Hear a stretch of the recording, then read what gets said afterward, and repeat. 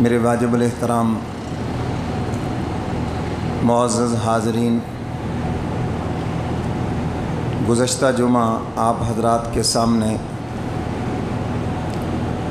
جد الانبیاء سیدنا ابراہیم علیہ السلام کا تذکرہ کیا، اور آج کی جمعہ کی نشست میں بھی ان کی قربانیوں کا تذکرہ کروں گا۔ اللہ تعالیٰ کے ہاں بڑا بننے کے لیے قربانی کے ان مراحل سے گزرنا پڑتا ہے۔ دنیا میں بڑا بننے کے لیے الٹے سیدھے داؤ پیچ سب چل جاتے ہیں، جھوٹ سچ سب چل جاتا ہے، مگر حق تعالیٰ کے ہاں بڑا بننے کے لیے صرف سچ ہی چلتا ہے، قربانی ہی چلتی ہے۔ ابراہیم علیہ السلام نے جوانی میں قدم رکھا، دیکھا کہ باپ صرف بتوں کی عبادت ہی نہیں کرتا، بت بنا کے بیچتا بھی ہے،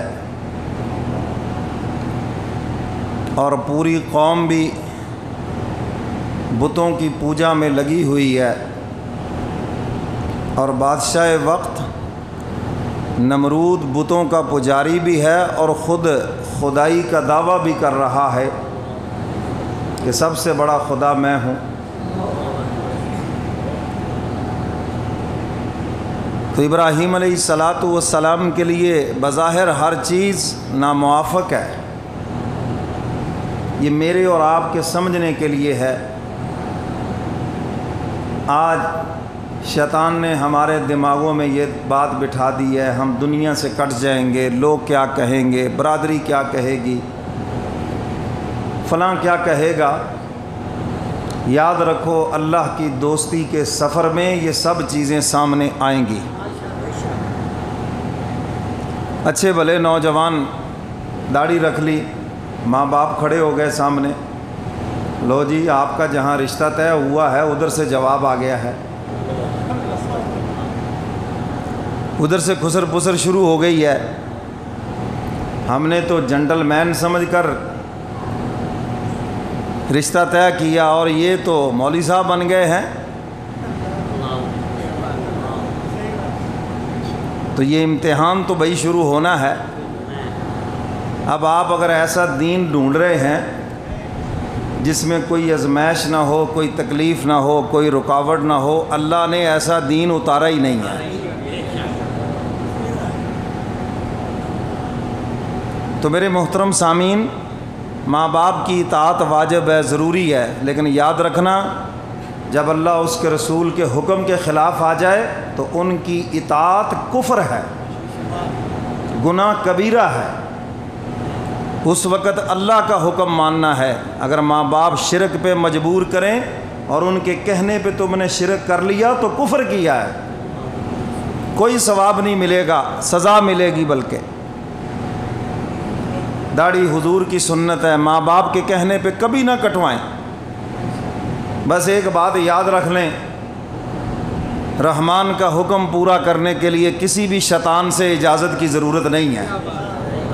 بس میری ایک بات دل میں بٹھا لیں، چاہے وہ ماں باپ کی شکل میں آئے، چاہے وہ دوستوں کی شکل میں آئے، چاہے وہ رشتہ داروں کی شکل میں آئے، اپنے پرائے کی شکل میں آئے، حاکم وقت کی شکل میں آئے، رحمان کا حکم پورا کرنے کے لیے ہمیں کسی بھی شیطان سے اجازت لینے کی ضرورت نہیں ہے، اس کے حکم کو پورا کرنا ہے۔ تو میرے محترم سامعین، اللہ کی دوستی کے سفر میں یہ چیزیں آئیں گی، اور جو رک گیا وہ ناکام ہو گیا، اور جو ان رکاوٹوں کو توڑتا گیا اللہ کی مدد شامل حال رہے گی۔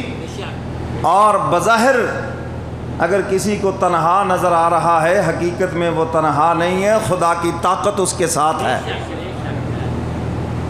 خدا کے پیاروں کی پارٹی کے اندر ہے۔ ابراہیم علیہ السلام نے گھر سے تبلیغ کا سلسلہ شروع کیا، والدہ کو سمجھایا باپ کو سمجھایا. گزشتہ جمعہ بات یہاں تک پہنچی تھی. بڑے پیار محبت سے بات سمجھائی. کبھی کبھی باپ بھی غلط ہوتا ہے, بڑے بھی غلط ہوتے ہیں, ان کی توہین نہیں کرنی, پیار محبت سے ان کو سمجھانا ہے, عزت و احترام سے سمجھانا ہے, لیکن سمجھانا بھی ضرور ہے. ہم تو جہاں سمجھانے کا موقع آتا ہے, پتہ نہیں کس نے یہ جملہ یاد کرا دیا, جیڑا جتھے لگیا انہوں لگیا رہن دے. پھر ابراہیم تو پوری قوم کو بت پرستی میں لگا رہنے دیتے نا. برائی کے آگے بند باندھنا یہ سب کے اوپر لازم ہے. اللہ کے نبی نے ہمیں اس کا طریقہ بھی بتا دیا. فرمایا برائی ہوتا دیکھو, پہلا درجہ ہے طاقت سے روکو, طاقت سے. اگر تمہارے ہاتھ میں طاقت ہے, خاندان کے سربراہ ہو, گھر کے سربراہ ہو, حکومت ہے تمہارے ہاتھ میں, طاقت سے روکو. فرمایا اگر طاقت سے نہیں روک سکتے تو زبان سے روکو, اور اگر زبان سے بھی نہیں روک سکتے تو پھر تیسرا درجہ ہے کہ اس برائی کو اپنے دل میں برا جانو. ذالک اضعف الایمان, یہ ایمان کا کمزور ترین درجہ ہے, یعنی اس سے نیچے کوئی ایمان کا درجہ ہی نہیں ہے.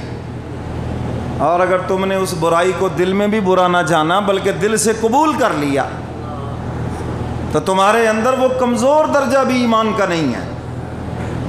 زبانی تمہارے جتنے مرضی دعوے ہوں, ظاہری جتنے مرضی اعمال ہوں, حقیقت سے حقیقت یہ ہے تمہارا دل ایمان سے خالی ہے. یہ اللہ کے نبی نے معیار مقرر کیا ہے.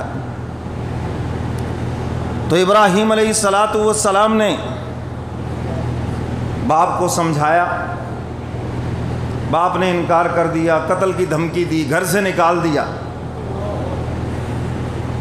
باپ نے کہا بیٹا اگر گھر رہنا ہے, یہاں کا موج میلہ گھر کا اگر لوٹنا ہے تو رب کو چھوڑ دو. اور رب نے کہا خلیل باپ نہیں, سب کو چھوڑ دو. اکیلے باپ کی بات نہیں ہے, سب کو چھوڑ دو. توحید تو یہ ہے خدا حشر میں کہہ دے, توحید تو یہ ہے خدا حشر میں کہہ دے, او بندہ دو عالم سے خفا میرے لیے ہے. پھر تو ہے نا مزہ. ساری دنیا سے ایک منافق بنا کے رکھ سکتا ہے, کھرے آدمی کی تو نہیں بنے گی. وہ تو سچ کو سچ کہے گا, جھوٹ کو جھوٹ کہے گا, صحیح کو صحیح کہے گا, غلط کو غلط کہے گا. اس کی تو بہت ساروں سے بگڑے گی. یہ تو ایک منافق ہے جو ہر ایک کی ہاں میں ہاں ملا کے رکھے, جدھر کی ہوا چلی ادھر کو چل پڑا. یہ منافقوں کا کام ہے. تو ابراہیم علیہ السلام نے